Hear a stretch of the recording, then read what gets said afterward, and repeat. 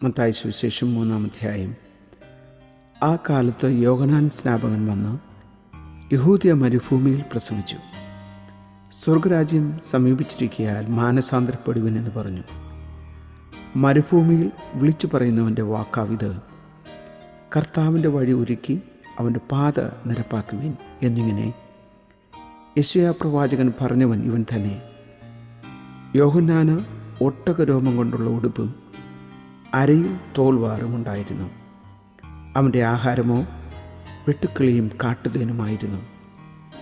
അന്ന് യെരൂശലേമ്യരും യഹൂദ ദേശക്കാരൊക്കെയും യോർദാൻ്റെ ഇരുകരയുമുള്ള എല്ലാ നാട്ടുകാരും പുറപ്പെട്ട് അവൻ്റെ അടുക്കൽ ചെന്നു തങ്ങളുടെ പാപങ്ങളെ ഏറ്റുപറഞ്ഞുകൊണ്ട് യോർദാൻ നദിയിൽ അവനാൽ സ്നാനമേറ്റു. തൻ്റെ സ്നാനത്തിനായി പരീശരിലും സദൂക്യരിലും പലർ വരുന്നത് കണ്ടാരേ. അവൻ അവരോട് പറഞ്ഞത്, സർപ്പസന്തതികളെ, വരുവാനുള്ള കോപത്തെ ഒഴിഞ്ഞു ഓടിപ്പോകുവാൻ നിങ്ങൾക്ക് ഉപദേശിച്ച് തന്നത് ആർ? മാനസാന്തരത്തിന് യോഗ്യമായ ഫലം കായ്പിൻ. അബ്രഹാം ഞങ്ങൾക്ക് പിതാവായിട്ട് ഉണ്ട് എന്ന് ഉള്ളം കൊണ്ട് പറയുവാൻ തുനിയരുത്. ഈ കല്ലുകളിൽ നിന്ന് അബ്രഹാമിന് മക്കളെ ഉളവാക്കുവാൻ ദൈവത്തിന് കഴിയും എന്ന് ഞാൻ നിങ്ങളോട് പറയുന്നു. ഇപ്പോൾ തന്നെ വൃക്ഷങ്ങളുടെ ചുവട്ടിന് കോടാലി വച്ചിരിക്കുന്നു. നല്ല ഫലം കായ്ക്കാത്ത വൃക്ഷമെല്ലാം വെട്ടി തീയിലിട്ട് കളയുന്നു.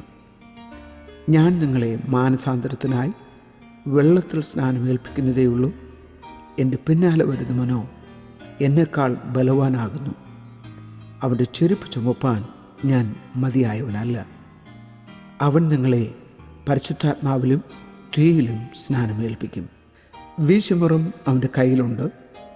അവൻ കളത്തെ മുറ്റും വെടിപ്പാക്കി ഗോതമ്പ് കളപ്പുരയിൽ കൂട്ടിവെക്കുകയും പതിർ കെടാത്ത തീയിലിട്ട് ചുട്ടുകളയുകയും ചെയ്യും. അനന്തരം യേശു യോഹന്നാനാൽ സ്നാനമേൽക്കുവാൻ ഗലീലയിൽ നിന്ന് യോർദാൻ കരെ അവൻ്റെ അടുക്കൽ വന്നു. യോഹന്നാനോ അവനെ വിലക്കി, നിന്നാൽ സ്നാനമേൽക്കുവാൻ എനിക്ക് ആവശ്യം, പിന്നെ നീ എൻ്റെ അടുക്കൽ വരുന്നുവോ എന്ന് പറഞ്ഞു. യേശു അവനോട്, ഇപ്പോൾ സമ്മതിക്കുക, ഇങ്ങനെ സകല നീതി നിവൃത്തിയാകുന്നത് നമുക്ക് ഉചിതം എന്നുത്തരം പറഞ്ഞു. എന്നാറേ അവൻ അവനെ സമ്മതിച്ചു.